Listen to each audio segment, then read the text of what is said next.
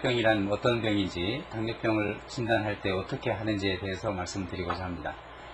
우선 당뇨병이라는 것은 우리 몸 안에 췌장에서 분비되는 인슐린이라는 호르몬이 있습니다.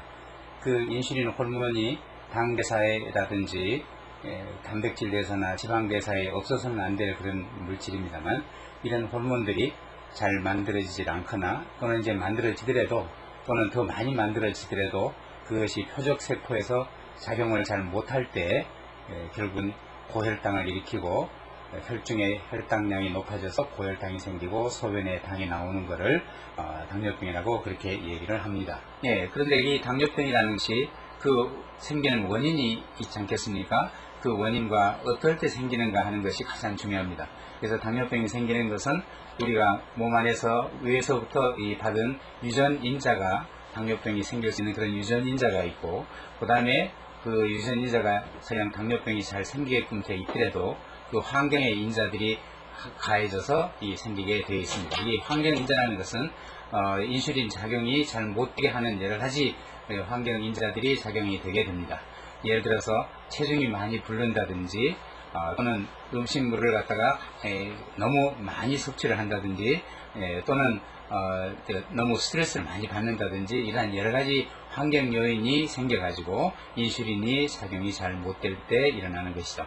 그래서 인슐린이 작용 부전이 오게 되는 것은 여러 가지 과학적으로 밝혀진 바 있습니다만, 첫째, 인슐린이 작용하려면 이 호르몬이 어떤 호르몬이나 대개는 그렇습니다만 자기가 작용해야 될 그런 세포에 가서 어떤 수용체가 잘 결합이 돼서 수용체 수가 적절하게 그 수가 있고 또는 그 결합 능력이 제대로 돼 있어야만 되는데, 이런 수용체가 수가 적어진다든지 그 결합 능력이 떨어진다든지 또는 그 수용체에 결합하더라도 세포 안에 들어가서 인슐린의 작용을 못하게 될 때 결국은 이런 작용이 생기게 돼서 당뇨병이 생기게 되는 것입니다. 따라서 인슐린이 우리 몸에 부족할 때는 물론이거니와 우리 몸에 인슐린이 충분히 있더라도 우리 인슐린을 방해하는 여러 가지 작용이 될 때 어떤 물질이 됐다든지 또는 호르몬이 생겼다든지 이런 그 인슐린에 저해하는 요소가 생기면 이 당뇨병이 생기게 되는 것이에요. 이 당뇨병의 증상은 조금 전에 말씀드렸듯이 그 병형에 따라서 차이가 굉장히 많습니다. 그래서 우리가 이 당뇨병의 증상은 크게 나누면 두 가지 계통으로 나눌 수가 있죠.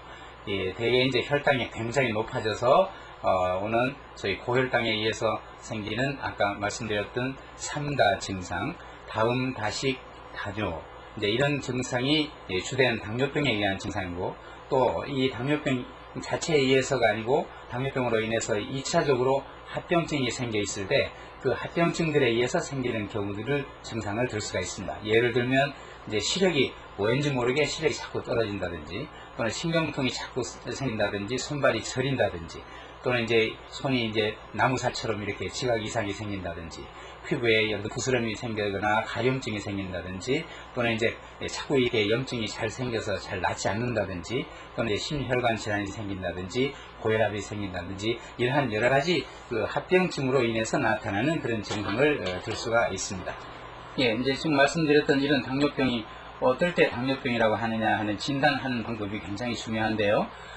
실제로 이걸 잘 모르고 당뇨병이 있으면서도 당뇨병을 놓치고 있는 경우들을 많이 볼 수가 있습니다. 저희들이 이제 외래에서 이렇게 환자분들 여러 보면 이 공복혈당만 이렇게 재봐가지고 혈당이 정상 범위 내에 있어서 당뇨병이 아니라고 그래서 상당히 오랫동안 지내오다가 합병증이 이렇게 진행된 경우들을 들 수가 있습니다.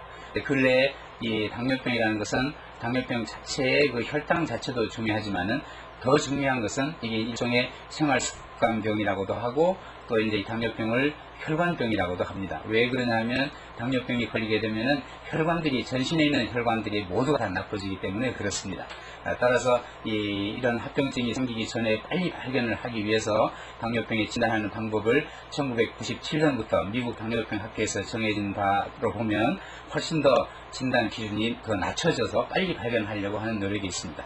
최근에는 세계적으로 이 당뇨병을 어떻게 진단하느냐 하면은 첫째로 8시간 이상 공복 상태에 있어가지고 아침에 공복 혈당을 측정을 해서 126mg/dL 126 이상이 2번 이상 된다든지 또는 이제 식사하고 나서 어느 때건 간에 혈당을 재서 200mg per 데시리터, 200mg per 데시리터 이상이 되는 경우, 이 두 가지가 서로 다른 날에 이 두 가지 이상 발견되면 당뇨병이라고 진단할 수가 있고, 또 마지막으로 확실치 않을 때는 75g 당 경구 부하를 시작해서 그 2시간 동안 해서 그 안에 200 이상이 나오는 경우면 당뇨병이라고 진단하게 됩니다.